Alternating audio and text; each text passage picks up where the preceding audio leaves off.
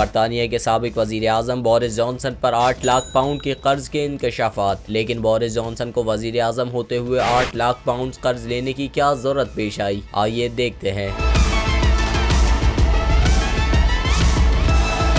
अगर ये पाकिस्तान के वजीर आज़म होते तो इन्हें हमारे हुक्मरानों की तरह ज़ाती तौर पर कर्ज लेने की ज़रूरत नहीं थी, बल्कि उनके लिए कौमी ख़जाना ही काफ़ी था। लेकिन जनाब, बात हो रही है बरतानिया की, और वहाँ के साबिक वजीर आज़म ने जब अपनी ज़ाती ज़रूरियात को पूरा करने के लिए कर्ज दिया तो उस पर भी सवाल उठाया गया कि क्यों कर्ज लिया गया।